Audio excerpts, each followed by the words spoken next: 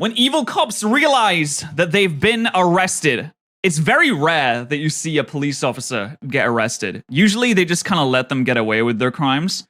So this will be interesting. Evil and corrupt cops are everywhere, but what happens when they actually get caught? I can't believe what you're telling me. Here are 5 shocking examples of when evil cops realize they're going to prison.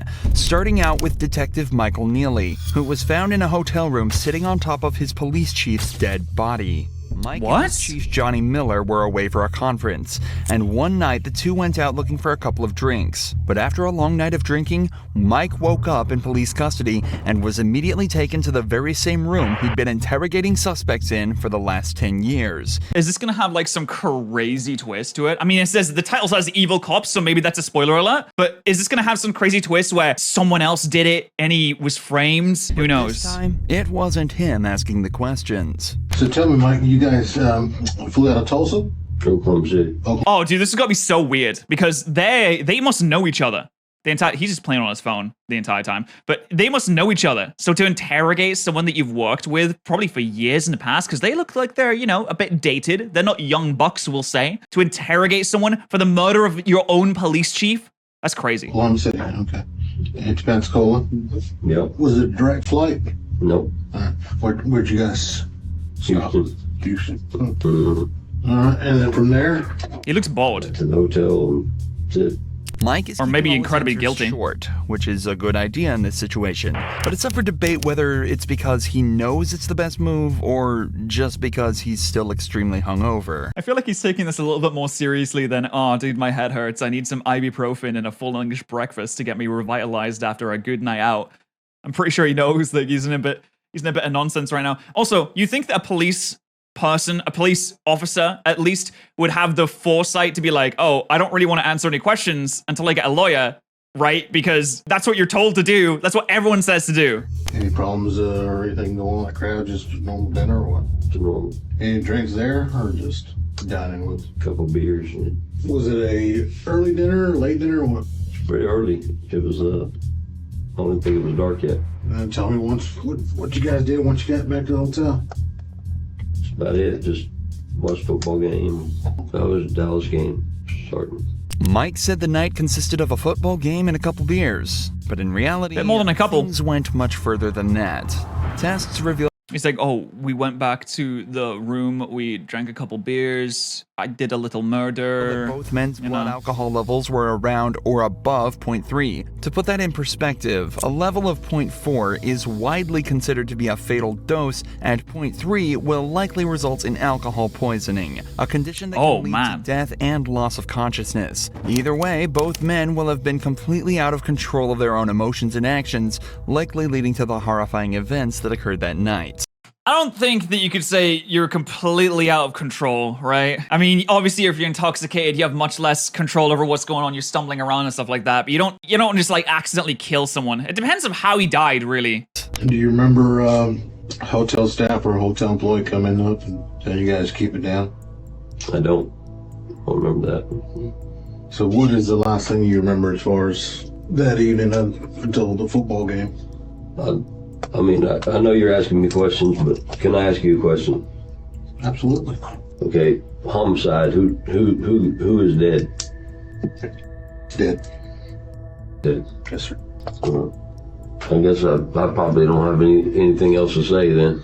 Wait, they said that he woke up next to the dead body, didn't I? Or did I mishear that? How do you not know that who is dead? How do you have no idea? I've got nothing to say to you. Mike was initially told he was brought in for a investigation, but only now.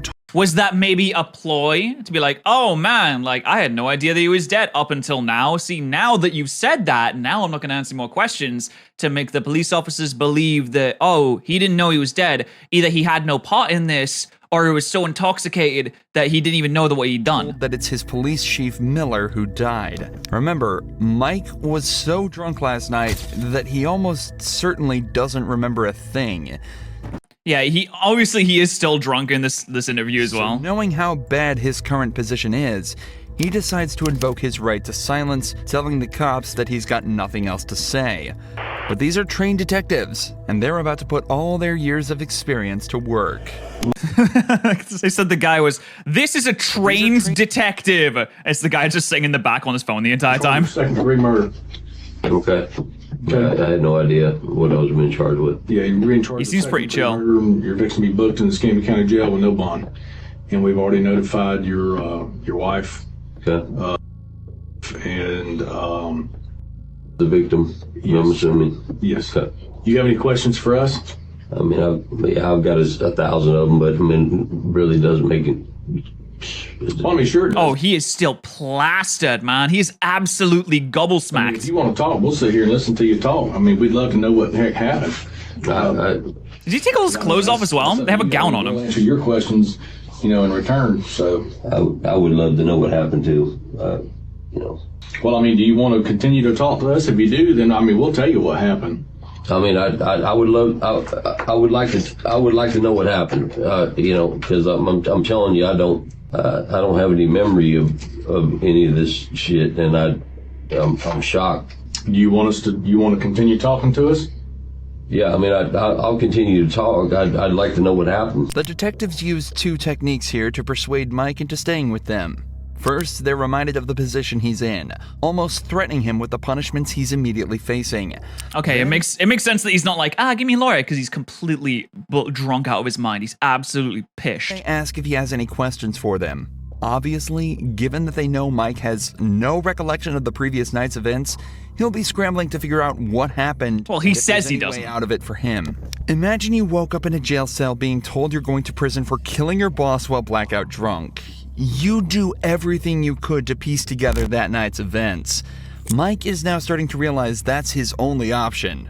Watch how Well, he did have a super high drug alcohol level, but at the same time, you could kind of weaponize that if he was of clear enough minds to think, oh wait, if I just pretend that I'm super drunk, then maybe they'll take it a bit easier on me right his now. demeanor changes as he starts to almost join in his own investigation. I'm trying to get you to figure out what's the last thing you remember. Mm-hmm. And if the last thing you remember was watching football, do you remember drinking? Yeah, Okay. Were you drinking the vodka? yeah, I drank some vodka. Yeah. So, Mm-hmm. well, the first call came a little bit after 6, I believe. One of the guys that Yeah, they started early. didn't say you guys were arguing, just being loud, just laughing, yelling, probably.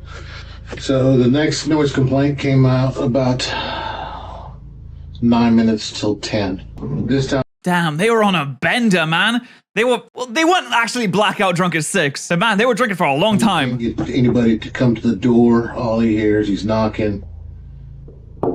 He hears just grumbling, grunting. Uses his car to get in. Is on the ground between the bed and the wall. You are sitting on his chest. His face is beaten.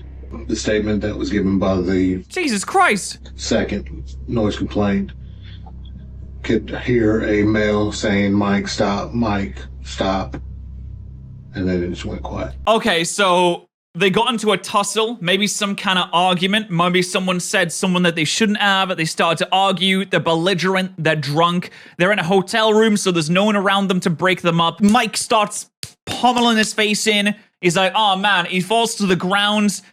Mike sits on him so he can't breathe anymore. And then he just probably passes out because he's drunk as fuck. So he's just like, oh man, I'm going to go to sleep now. This is kind of comfy. I think I'm just going to go Betty Buys now. Mike reiterates that he's got absolutely no memory of this and had no animosity towards Miller at any point.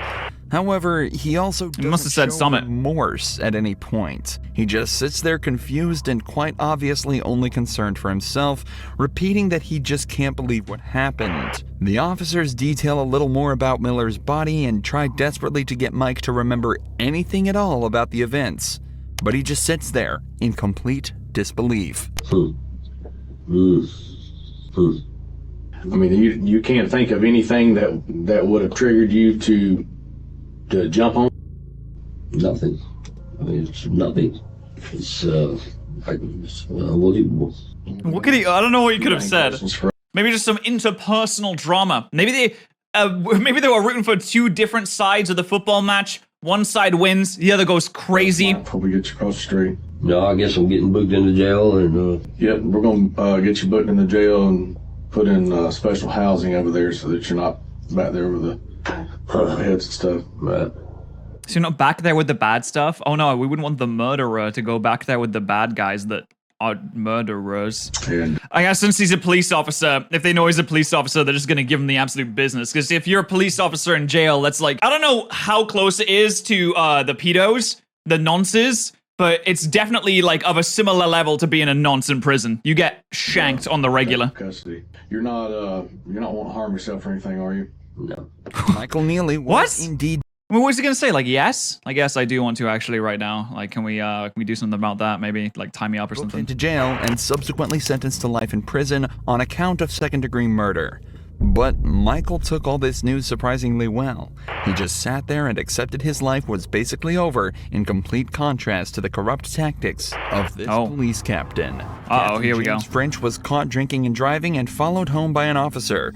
What Okay. followed was one of the most brazen examples of police corruption ever caught on camera. Little police corruption. I remember watching a clip not too long ago about this police officer like super speeding and he got pulled over, and then the police officer that was speeding got angry and like confrontational with the person that pulled him over and tried to like fight him because he got pulled over for speeding. He just walked away and they just let him go.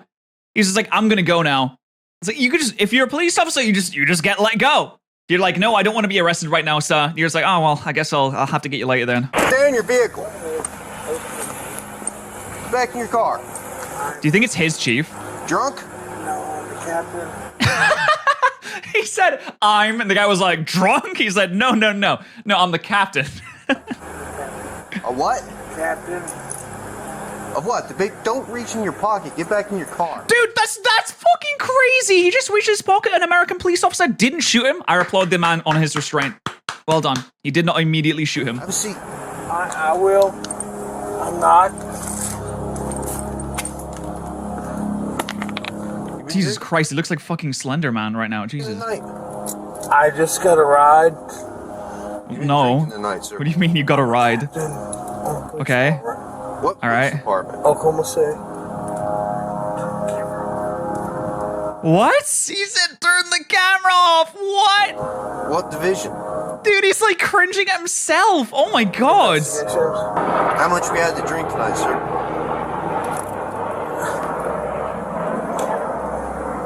Bro, that's fucking crazy. I'm not turning my camera. Oh my This god. guy isn't just Okay, he tried to pass the speech check and he failed. He didn't invest enough points in persuasion. He invested it all into investigation, I guess. drunk. He's absolutely hammered, even to the point where he thinks the camera can't hear him whispering. But despite the captain's pleas, the officer refuses to turn off his camera and continues with the investigation. Go ahead and step out of the vehicle. You gotta be kidding me. How much we drink tonight, sir? I was at a poker game. Uh-huh. This is literally an Oblivion NPC. He's answering completely different questions. You go up to one of these, this police captain, you're like, hello, sir. Did you have a good weekend? And he responds, I think I'll get new golf clubs soon. Okay. No, I was asking, like, how was your Sunday? You said you were gonna go out with the wife and... Yes, Oklahoma is a nice city. That's not what I asked. You said you're gonna... You know what, I'm just... Never mind. It's fine. Whatever. Okay.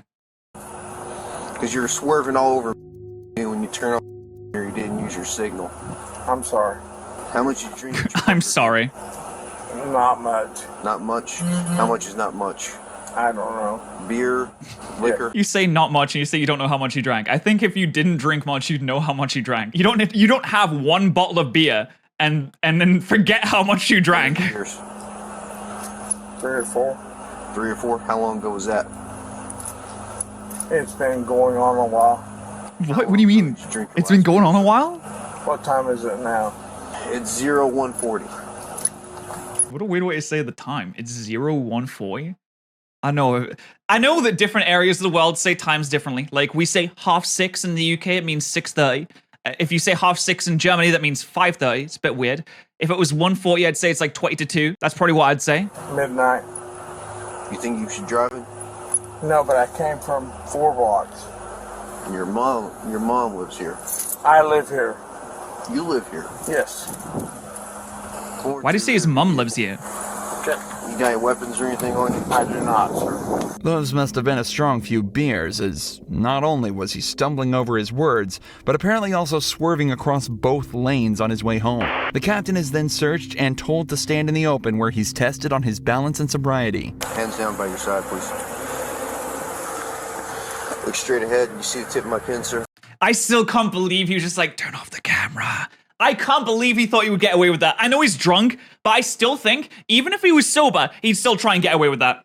If he put a few more points into speech, Peach, he might have gotten away with that. I do. I want you to follow the tip of my pen without moving your head, okay? Come over here, it's a little bit more level. He's like, no, dude. I'm gonna make it the easiest sobriety test of your life, dude. Seriously. All you have to do is look at me without stumbling. He's like, yes, sir, I can do that. Tell me when to start. Tell me when to start. I'll demonstrate for you first. While I'm demonstrating, I want you to stand with your feet together, hands down by your side, just like this. All right, sir? What's your name? Matt French. Matt French. Mr. French, stand just like that for me. When I tell you to begin, okay, I'm just going to demonstrate for you first. I want you to pick a foot of your choosing. It doesn't matter if it's your left or your right foot. I'm familiar. And I want you to lift it approximately. He's like, this is 6 inches hard. off the ground. And while you look at your toe, I want you to count by 1,000. It's 1,001, 1,002, 1,003, 1,004, 1,005, so on and so forth until I tell you to stop. At any point in time, you lose your balance or your foot touches the ground. I will Just go shoot ahead and you. Pick your foot back up and continue to count, okay? Do you understand these instructions I've explained to you, I Mr. do. French? Dude, this is hard. This test is hard, man. Here we go. 1,000. Here we go. Oh, no. Bro. Turn that off. He's still cannot- trying. He's Please, still I know trying. you're aware of our body Oh my cam policy. God, You know I he's cannot still- turn off this body I cam. do, but I'd like to talk to you. Okay, go ahead. I can't do that, sir. Go ahead, dude. Test or not? Will you please talk? Sorry, I think he was actually, I don't think he was talking to the police officer guy. I think he was talking to me. Sorry, my bad. Okay. There, is that better? Once we're You can done. turn it off, you can turn it on. I can turn it on. Oh, I can turn it on? Investigation. Okay, thank you, Mr. French. I'm a captain on the police department. I understand that, sir. No, you don't understand. I'm the captain of the police department. That means I don't have to follow the laws. That means I'm above the law. That means that you have to do what I say because I'm actually the law and I make the laws and I am the law, And I actually. am a sergeant on this police officer, I not am taking not- an oath to uphold the law. I don't show favoritism to anyone, regardless. I don't care if Damn. you're a gangbanger or the president of the United States. Sir, I'm not asking you for that. If I was to treat you differently than I was to treat like some Southside loco or some pedo, You tell him. You tell him. I'm not asking you for that. That's right. because I wouldn't do that for any of them. Even as the captain I like begs how we're applauding this sergeant just for doing the absolute bare minimum that you're supposed to do. Just not be corrupt. We're like, yeah, woo! Best police officer ever. He's not corrupt, everyone. to turn his camera off and just talk, the officer stands his ground and states that he has to treat everyone the same or his job and livelihood could be at risk. He's showing a fantastic amount of integrity that unfortunately we don't get to see too often, likely due to people like this trying to pull rank. They then Thank you for the continue with bare third minimum. and final test, involving simply walking heel to toe for 10 steps. All right, anytime you're ready, you may begin. 1, 2, 3, 4, 5, 6, 7, Dude, this is the easiest drunk test of my life. 8. 1, 2, 3, Dude, if he falls over, I'm gonna lose it. I'm sorry. 6, 7, 8, 9. All right, go ahead and turn around for me. Put your hands behind your back. Are you gonna arrest me, sir? Yes. Uh-oh. Here we go. Can I talk to you? Yeah, go ahead. Go ahead and put your hands behind your back, sir. What is he gonna say? I really want to know what he's gonna say. Concluded and the purpose placed under arrest, the officer turns off his camera and returns the captain to the police department. Not only was he turned off his suspended from camera. his position as Oklahoma police captain, but he was also hit with the regular punishments for DUI, likely amounting to a small fine and a few months in jail. A punishment that Stephanie Wait, what? He got suspended? That's not the same as being fired, right? Did he got fired, didn't he? Like, surely he got fired for that. He was blatantly outright trying to just do corruption. He's like, I want to do corruption right now. Can you turn off your camera so I can do so much corruption right now that it shakes the foundations of this earth, please? And he got suspended? And the guy turns his camera off afterwards, which is a little weird, but I guess, I don't know, maybe that's not, I don't know if that's normal or not. Makes look like absolutely Suspend is not the same as fired? Yeah, does that mean you're allowed to come back? nothing. After decades of investigations, DNA evidence revealed that Stephanie was very likely the culprit of a murder committed in 1986. Because of the high-stakes nature of the case, the detectives made sure to meticulously plan this interrogation. Stephanie was a really successful detective herself, and she had recently received recommendations for her good work on a theft case. So the detectives used this, and brought her in under the guise that they needed help with a case. I don't want to Sneaky. squadron because I don't know who people are listening. And if we go to my side, everybody's always wondering what everybody else is doing. Okay. An interrogation room is a strange place for such a conversation to take place, so to put her mind at ease, detectives told her this was It's like saying, hello, mouse. I need help with my taxes. Can you please step into this mouse trap so that you can help me with my taxes? Please, just go ahead. Okay, you're on the mouse trap and you're dead. Okay, cool, awesome.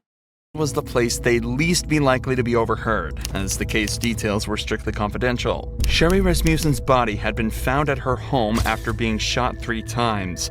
At the time, police suspected the murder was a result of a burglary gone wrong, but the case went cold when they couldn't identify the suspect. However, 23 years later, when revisiting the case, detectives found evidence that led them towards Stephanie. A bite mark on her arm contained DNA of an unidentified female. A bite mark? Was she a fucking vampire? A girl who had been trapped in a love triangle with Sherry and her husband, John Rutten. So the detectives decided to— Wait, Stephanie was outside of the love triangle. She was outside of the marriage. So she got so pissed at the actual wife of this fella that she fancied, she shot and bit him? bring up John's Or her? name Sorry? to see how she'd react. Were you guys friends, close friends? Yeah, we're very close friends. I mean, what's this all about? It's a case we're working on. It involves John, and in there's notes and stuff that he knew you and stuff. Oh yeah, I mean, we were good friends. Lived in the dorms for 2 years. Was there ever any relationship or anything that developed between you guys? Yeah, I mean, we dated. You know, I mean, Wait, what's this all about? Before or after the murder? Well, it's relating to his wife. Both the detectives and Stephanie have tried to seem as friendly and relaxed as possible around each other, but Stephanie is obviously starting to get very anxious at this. Oh, look, Pat would be a good detective. No, I would not. I'd be a terrible detective. I'm the dumbest person in the world.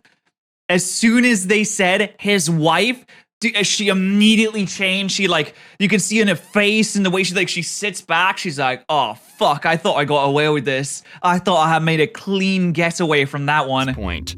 Even though the detectives gave a somewhat believable excuse, she is now in an interrogation room faced by 2 detectives being questioned about a girl she supposedly murdered 20 years earlier. It still blows my mind that police are just allowed to straight up lie to you whenever they want all the time. Her breathing has become faster, and her language is defensive, and her movements have become more erratic. Have they? You're right. I mean, if you guys are claiming that I'm a suspect, then, I got a problem with that. Okay. Oh, this is an hour into the interview, by the way, into the interrogation. Just so you guys know, there's a little timer. That it didn't pop straight from, yeah, we're looking into the wife situation. He's just like, well, if you're saying that I'm a suspect, I don't know about that. This is an hour later, I think. So, if you're doing this as an interrogation, you're saying, hey, I'm a suspect. Well, now I got a problem with, now you're accusing me of this. Is that what you're saying? Oh, and then time passes. DNA stuff and things of the nature that, gets done on cases nowadays. If we asked you for a DNA swab, would you be willing to give us one? Maybe. Maybe. Because now, Yeah. now I'm thinking I probably need to talk to a lawyer. Are you thinking that, maybe? She chooses to provide DNA evidence, hoping her willingness to help out would ultimately prove her innocence. But, unfortunately for her, just 5 minutes later, the detectives decide they've heard enough and put her in cuffs. They just arrest her straight up. That's so funny. Oh yeah, I'll provide my DNA because it'll prove my innocence. but you actually did do it, and it actually is your DNA. So they just come back and be like, yep, this is your DNA. There's bite marks on a shooting victim. What's going on there? She's like, oh, well, you know, we were just in a lover's tiff, right? And it was a little kinky thing we used to do in the bedroom. I used to bite, even though we weren't together at all. I fancied the husband instead, but we had a threesome. One time we had a threesome. Like, how do you explain that way? After a long and arduous trial, a decision was made by the jury. We, the jury, in the above entitled action, Hungry. find defendant Stephanie Eileen Lazarus guilty of the crime of murder of Sherry Rasmussen. We further find the murder Justice! was of the first degree. Stephanie was sentenced to 27 years in prison Jesus Christ, look at those eyes! That's insane. Yep, crazy eyes. after being hit with a single felony charge of first-degree murder. But to this next cop, Jalen Fleer, a single felony charge looks like child's play. Oh, was this recent? I think I saw this recently. Can I ask, is this something I should have lawyers on? In April 2020, Yeah, it is San recent. Diego police received tips that a man had been engaging in with a local child. 2 months of investigation led directly to local Jalen child. and a mountain of questions that desperately needed answering. So, I know that I have a lot to delve into, but I really want to get to know you first, if you don't mind. Definitely. Okay. So, I'm going to lean back and get comfortable. Just because... Are you comfortable? Do you want to take off your duty belt? No, I'm good. Okay. Can you tell me a little bit about your upbringing? Yeah, so... Damn, these police tactics are crazy. It's like, hey, baby girl, I just want to get to know you. How you doing? You want to take off that belt? That's a weird way to get someone like warmed up. Yeah, so we're looking into some allegations that were made. We're kind of, it started with a Crime Stopper report, so we're just kind of going from there. We did receive a picture that, you know, when we looked into it, it looks similar to you. So I don't know if you can take a look at the picture and just tell me if you... Yeah, it looks similar to you. Do you have a twin? Maybe a doppelganger? Do you know of any cloning projects going on that may have cloned you? Because just look a little bit close to you. That's all I'm saying. Seen this picture before? Oh, I have like 15 million things here. Okay. As soon as the allegations are brought up, Jalen becomes visibly stressed. He leans forward tentatively in his chair, clasps his hands together softly, and clenches his jaw. It's obvious he's worried about whatever he's about to be shown. Oh man, really? I just do that all the time. Does that mean I'm worried constantly? That's just my natural state of being, is to be like, yeah, Like, does that mean I'm just like constantly worried? Yeah, if someone did this now, they're just gonna say it's AI. Like, oh no, if you saw a picture of me? Must have been AI. Must have been. And you probably could make an AI picture to frame someone doing something horrific and horrible. The consequences of AI on society is gonna be ridiculous. Maybe worse than the consequences of social media and the consequences of not being subscribed to more patterns. The detectives have made it clear that he is not currently being detained and is free to leave at any time. However, she is making a noticeable effort to make him feel relaxed, using a bubbly and friendly persona to put him at ease. Oh my god, dude, interrogators and detectives are the most like psychopathic weirdos. I mean, listen, I know it's all to in theory do something good, but the entire point is that you have to manipulate people and lie to them to get a confession out of them, and it's just, oh, it's very creepy, right?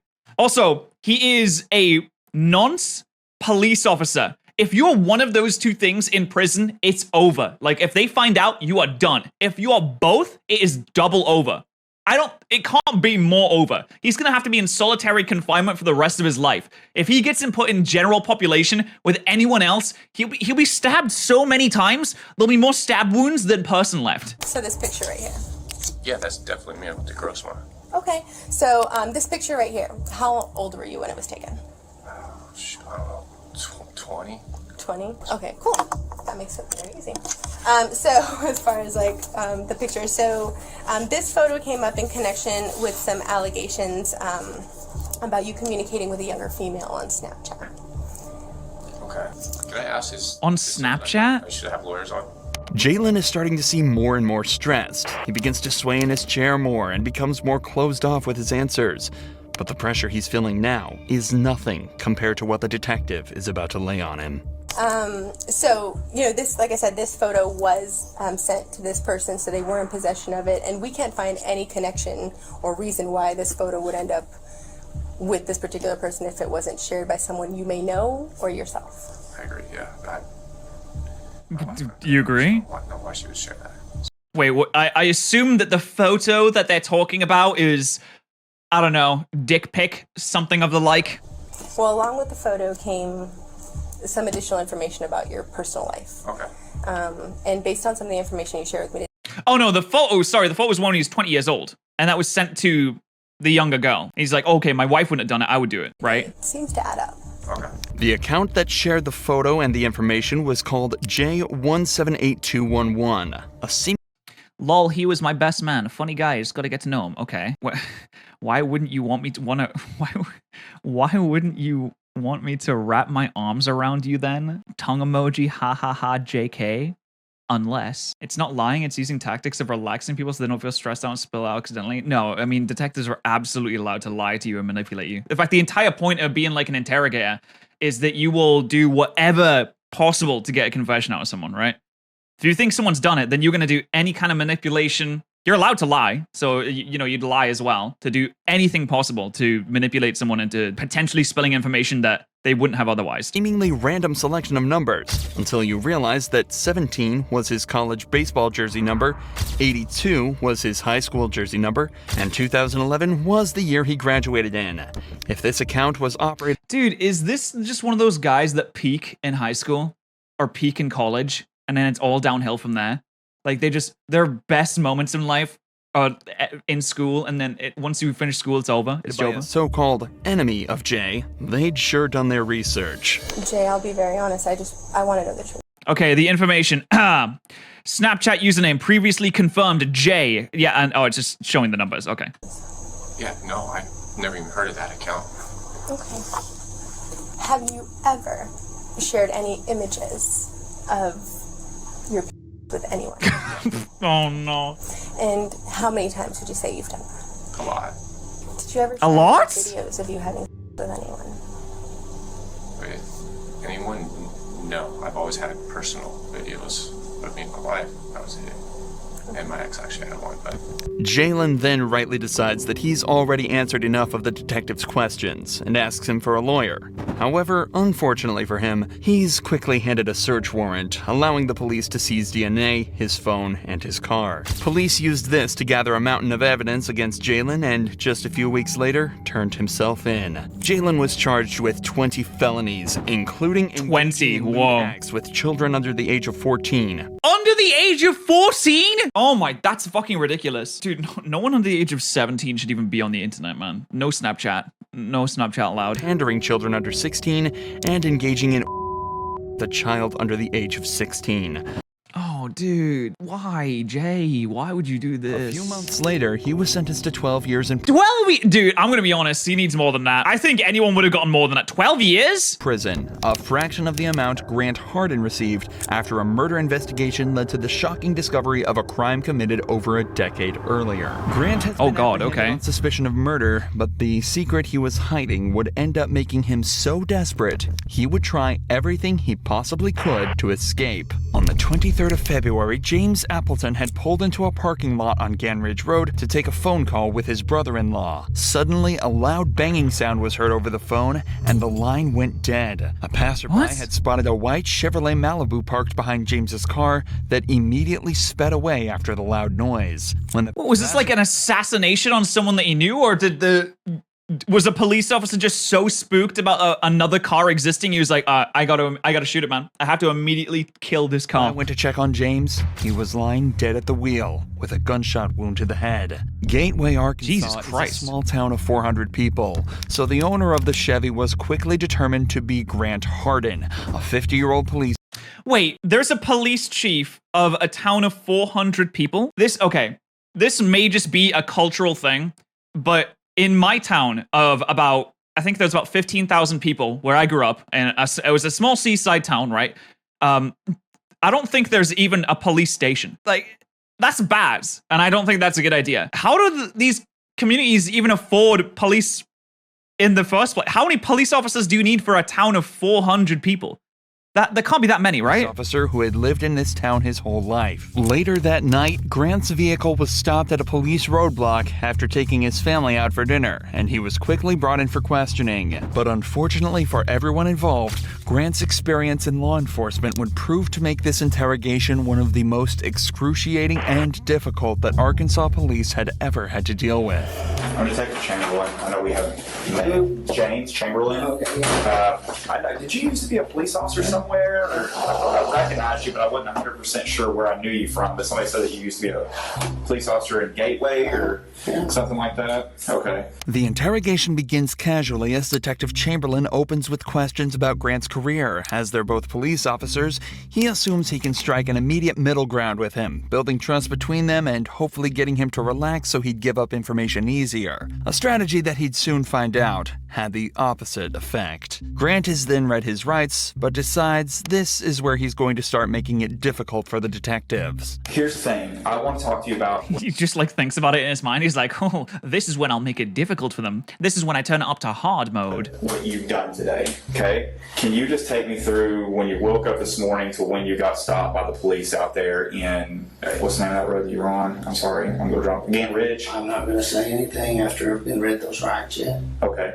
Well, I don't know what's going on. I am kind of sickly to what I'm here for and things. Up until this point, Grant hasn't been told what he's been brought in for, and states that he's feeling sickly given the circumstances he's been put into.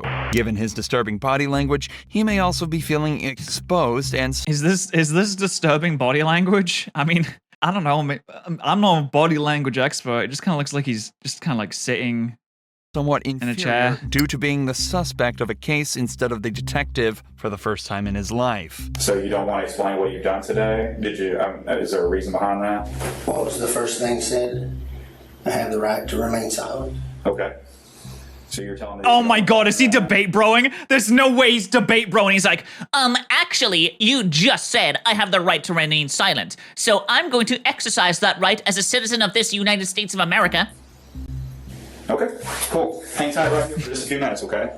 As is normal in a case like this, the detectives leave the room for a few minutes to talk about how they're going to handle the interview. And not only does it give them time to formulate their approach, but it also gives the suspects time alone to worry about what could be going on and form anxiety regarding their situation. At the same time, though, it may also give the suspect a moment to collect their thoughts and generate their own story and approach to the interview, putting the detectives on the back foot instead. He's charging up his ultimate move. I think we met once before. Probably so. Yeah. Okay, so I don't know if I scared you at the beginning or what, but that's why I was trying to, and I can't, you see the position that I'm in, I can't tell you why you're here, but at the same time, I wait, move out into something. He can't tell him why he's there? Is that real? Like you're like, oh, I'm not allowed to tell you why we've arrested and brought you into an interrogation chamber. I feel like that's not true. I feel like he can definitely tell him why he's here. Does that make sense? When the detectives re-enter the room, they try an obviously different approach, this time attempting to set Grant at ease, stating that they just need to clear him from any wrongdoing, and then he's free to go on his way. Many people would, at least subconsciously, be inclined to open up a little more in an attempt to get out of there as soon as possible.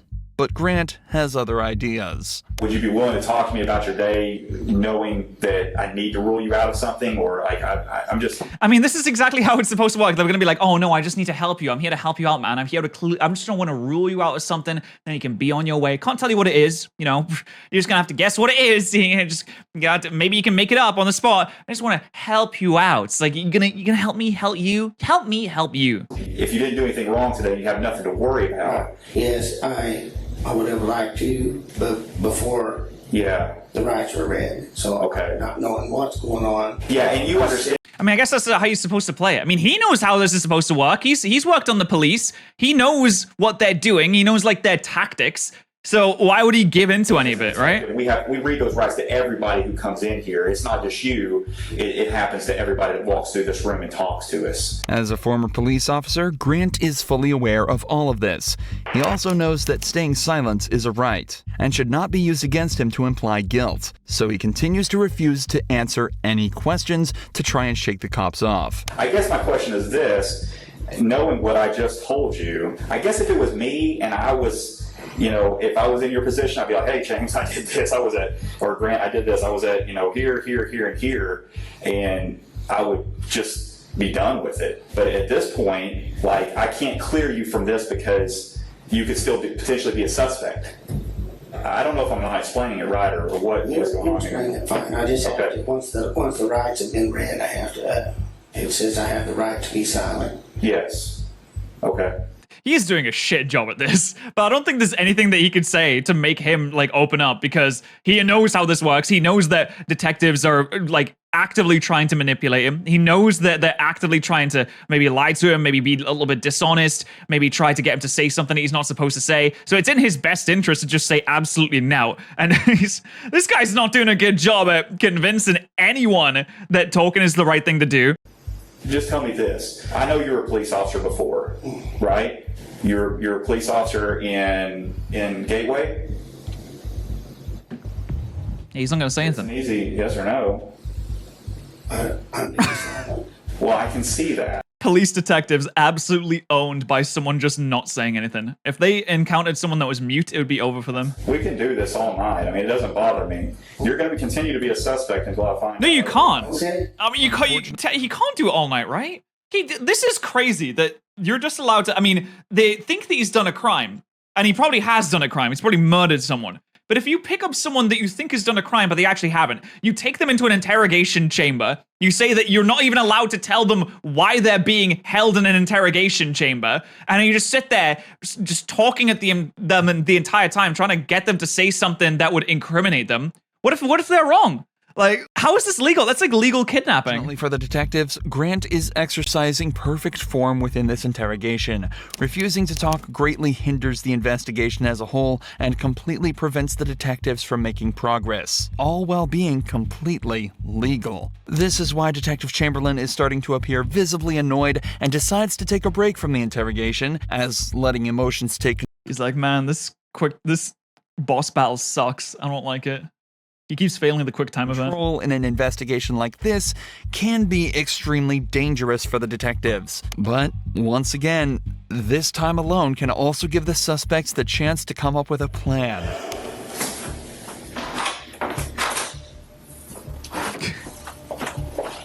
Where's he going? You just opened the door. Hello, I need to go. You just opened the door. Or get ready for work in a little bit. Okay, we'll just have a seat and I'll get it for you. Okay. Okay. All right, thank you. Hey, Grant. Yes, sir. The other officer told me you want to talk to me again. What's going on?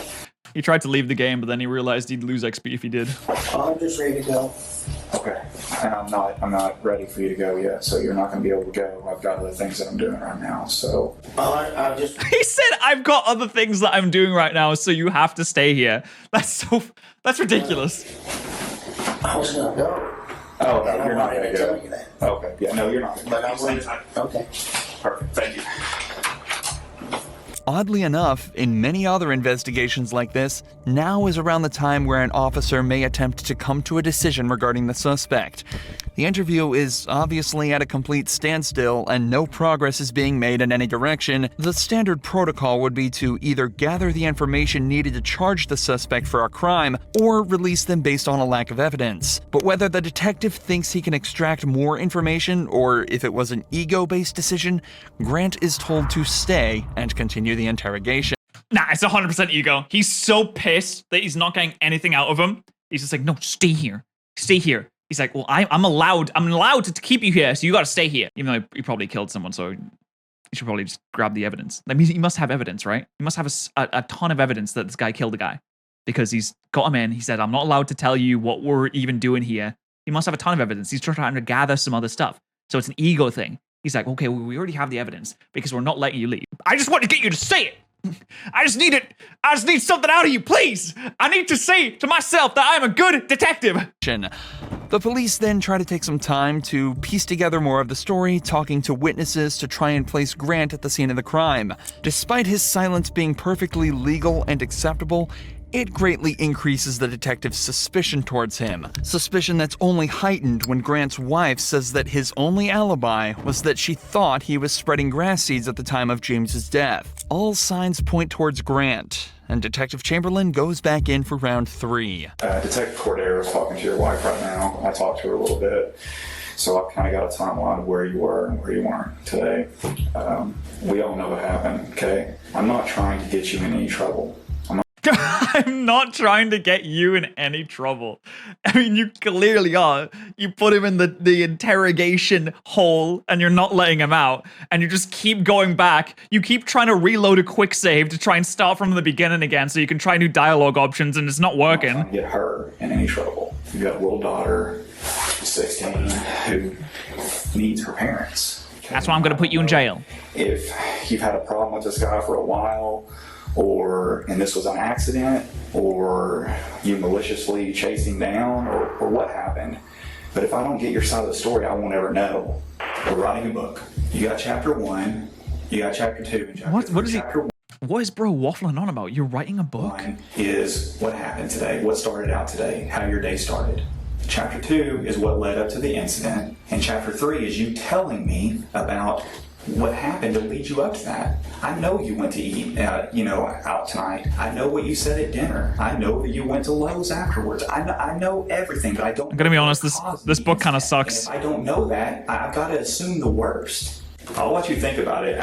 I need you to finish chapter 3 and then 10 more chapters so that I can release a book and make a lot of money from this true crime detective novel thriller. I know you're not a writer, but I need you to sit down, knuckle down, and finish this book. I'll get you a typewriter. I'll be right back. You don't get to release it. You're gonna go to prison for murdering the guy. I'll give you one more chance here in a few minutes, and I'm not going to talk to you anymore. I'm telling you that. I'm not gonna talk to you anymore unless you finish chapter 3. I love chapter 1 and 2. Best chapters I've ever read in my life. I need you to finish chapter 3 or I'm gonna be really upset with you. I know, you know. We have witnesses that put you there. They physically ID'd you. The 2 cars that drove by. Look, man, I'm not... I just want to know why it happened. The thing is, he actually could be lying here. They can just straight up say, yeah, we have evidence who puts you there at the scene of the crime. We have like witnesses, and that might not be true. Like, you can just lie about that. I'm going to sleep good tonight regardless. I don't think you will. Dude, he's so pissed. At the time of the murder, when the 2 cars were parked up beside each other, the man in the white Chevrolet waved the passerby past before the gun was fired. As they passed, they were able to get a good look at the driver. And unfortunately for Grant, it was Andrew Tillman, another resident of the small town who had known him since he was a child, and was hence able to undoubtedly place him at the scene of the crime as the gun went off. Jesus, imagine seeing someone that you've known since you were a child, like you went to the same school, you live in the same tiny town with 400 people, and then you're just driving one day, you're just doing your thing, you're brumming, and then... bang, you hear something go off. Oh my God, what is that? That's my good buddy, or maybe not buddy, but someone I knew as a kid, just executing someone point blank range with a Glock or whatever he had. Both Grant and Chamberlain know without a doubt what happened to James, but Grant also knows that his only chance of escaping is to continue to remain silent and pray that they can't gather the evidence they need. The detectives are now forced to try almost anything they can think of to get movement out of Grant, starting with allowing him to see his wife and daughter in hopes that it will invoke some sort of emotional reaction within him and get him to talk. Your wife's about to leave. She wanted to give you a hug before she left. Are you good with that? You good with that? No, I don't want to see her. I hate my wife. The way it's sped up is so funny. Oh, kiddo. Alright, I'll be back. Poor kid. Thank you. Unfortunately, dude, the detective's face is so red. He just looks so mad. Even this doesn't work. So instead, he's like, I've used every single skill that I have. I've invested all the way into the investigation skill tree, and this bullshit game won't let me pass any of these checks. Detective Cordero decides to return alone with a more calm and sympathetic demeanor in a second attempt to build trust with Grant. Good call. Male suspects are more likely to build a subconscious connection with female detectives due to them often thinking that they're less threatening and more understanding. Realistically, this is the last option the detectives have. Right. Looks like he's smiling. Think about laying down up on that desk, but it looks awful hard. Yeah, I don't know if you'll be any more comfortable up there than what you are now. Can you help me understand how we got to this point? I don't know. I don't know. Man, I remember being on patrol and running into you one night. Helped me out on a call back then. Oh. It was way back in, I guess almost 3 years now. Well. Two. Yeah, probably so. They're reminiscing. This is straight up. This is so blatantly telegraphed, like good cop and bad cop. The bad cop didn't work. He's now pissed. He's rage quit. He like left the game. Now the good cop comes in and is like, do you remember when we used to be good friends in the past? How we used to hang out all the time and, you know, we had a good old fun one? Guys were always good to help us, help me too. Yeah, absolutely. Brad, you were always right there, man. Cordero opens up with an anecdote about how Grant apparently backed her up on a case 3 years ago. Even though he doesn't necessarily remember it, this will give him the idea that Cordero will be even more sympathetic and helpful towards him as he's done her a favor in the past. We're just gaslighting him now. There was no backup at all. It just didn't happen. It also allows them to continue reminiscing about their time on the force and the people they've worked with, further strengthening the subconscious bond Grant will be creating. I just don't understand how we got to this point. Yeah, me neither. You're willing to talk? Tell I'm me. just ready to go to bed. I don't blame you. Me too. I want to go to sleep now. And if we could do that, you just talk to me. Well, I just have to, since you read those rights, I have to do the right. Well, what's the difference? You know the difference. What's the difference between talking and not talking? And if it was an accident, well, tell me. Like, let me help me help you. Like, I want to know what I can do or what happened today to be able to explain it later. I don't know what happened today. I just need to. You know, people are going to have questions. Your family. Well, I have questions. Well, exactly. So why can't we figure this out together? Cordero is making a conscious effort to use inclusive language, such as, we will figure this out together. This and her open We will figure out that you are a murderer. expressive body language are both techniques she's using to make Grant feel more relaxed, and as though he's part of the solution, not the problem. She's also making every effort to be nice to Grant, in hopes that maybe he'll finally open up to her, or at least give her a way in. Oh man, that's gotta be difficult to try to be nice to a murderer. Go in there knowing that in order to manipulate them correctly, you have to be nice towards someone that you think has done a horrific, terrible crime. We can start from the very beginning. I mean, I know you probably slept in because you work nights. I work nights. Thank you, Random. Trust me, I worked nights for almost 4 years. I understand how that sleep schedule is. yeah, sleep's all So, messed up. did you sleep in today? Yeah. It's been hard to sleep since I killed that guy. Yeah. Yeah. What time did you get up? Noonish. Around noon. Damn, he is sleeping in. I got up too. To watch TV. Lazy asses. Usually that's what I do. I'd eat and watch TV. I'll wake myself up a little bit. Anything good? Same old stuff Oh yeah. on TV. You watch the same episodes, or like, do you have a specific TV show you would wake up and watch? Well, we watched. I need to build a repertoire by asking what his favorite TV show is. Now TV Land. Are they on a date? Stop, dude. I haven't really watched any of that. I couldn't even tell you what it was about. Is your wife like that? Average first date. Oh well, I think she'd better watch other stuff. But Yeah. It might not be about the case, but finally, Grant is talking, and Cordero has found her way in. If she can keep the flow of this conversation up, she might be slowly able to extract information from him even without him knowing. Yeah, it's very easy. See, you get them talking about their favorite TV show. He says, yeah, I like Game of Thrones. I'm like, yeah, I like Game of Thrones too. Do you remember the episode where the guy walked up to someone who was calling someone else on the phone while they were sitting in their car and shot them in the head? Who was it that did that? Who was it? Was it Daenerys? No, it wasn't it. I think it was, it was Grant, right? Yeah. Such as TV shows and sleep schedules, even that could lead to catching him in a lie, and placing him in certain places at certain times. But most importantly, she's building a connection with him and continuing to let him talk, which increases the chance that he either slips up or decides to make it easier on the detectives and answer a question. But predictably, as soon as Cordero started asking him to talk about the case again, he shut down once more, refusing to answer any more questions and staying silent. Damn it! You have a lot to live for. Beautiful family. It'd be a shame if we had to kill you. The way I look at it is you're a man. Men face their mistakes and they own up to them. Whereas, see, if you were a woman, then you wouldn't have to. You actually just wouldn't have to at all. But since you're a man, you kind of have to confess that you killed him due to the fact that you have a penis, which means you have to confess.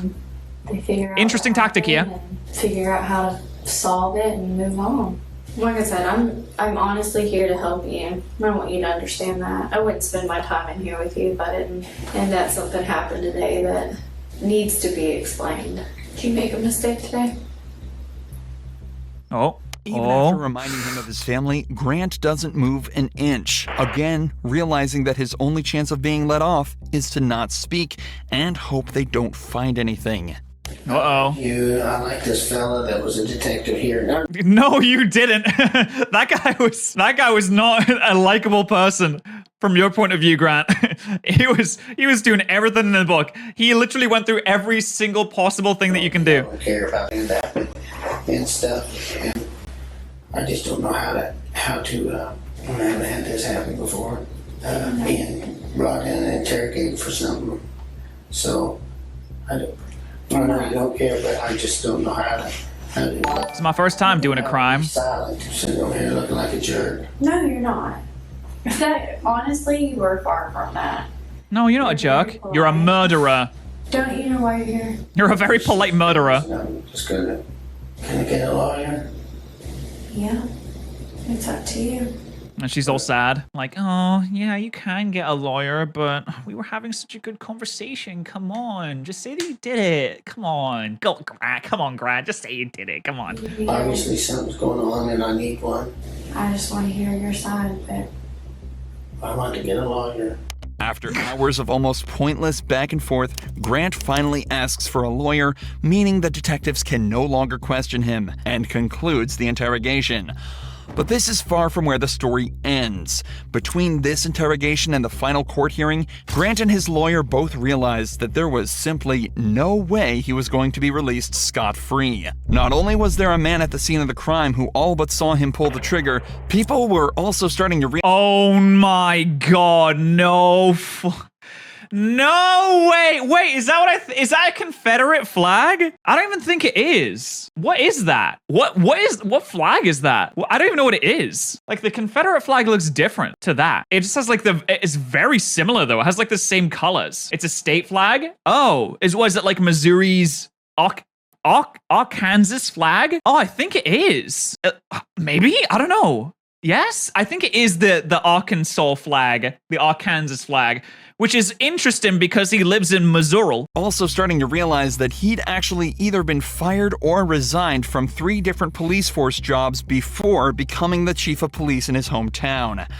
What? How do you get fired from 3 police officer places? Dude, if you murder people as a police officer, they just put you on like unpaid or like paid suspended leave. What do you even do to get fired from being a police officer at 3 different places? Like, you have to be speedrunning it. You have to be like trying to get the achievement for every single police officer or police station. 16th, 2017, he pleaded guilty to the first-degree murder, but refused to reveal his motive, leaving each member of James Appleton's family without closure to this day. However, as Grant was being prosecuted, a shocking revelation was made that turned him, a murderer, into a senseless monster of a human being. Oh, as what? His DNA was being taken, they realized it was already in the system, under an unknown name, for a crime committed almost 20 years ago. Oh my god. In November of 1997, a teacher at Frank Tillery Elementary School went to the teacher's lounge bathroom only to be met by a man brandishing a gun that forced her into a stall. The man then raped her and fled, taking care not to touch anything or leave evidence behind, except for the he left on her clothes. The Oh, local Jesus police did everything they Christ! could to identify the perp, but after 20 months of effort, the investigation went cold. What? Until 20 years later, when Grant Hardin's DNA was found to be a perfect match. Jesus And because Christ! Rogers police had obtained a John Doe warrant back in 2003, allowing them to arrest an unknown suspect and bypass the statute of limitations, he was hit with the 14-year sentence for his on Jesus top of the Christ. 21 years for the murder of James Appleton. And as such, Grant Hardin was sentenced to 35 years in prison. Oh, he's meaning dead. that he'll likely live out the rest of his life behind bars. That's insane. Also, you only got 14 years for R-wording someone? That's insane. Geez, that was a fucking M. Night Shyamalan twist at the end there. I didn't expect that. Oh my god.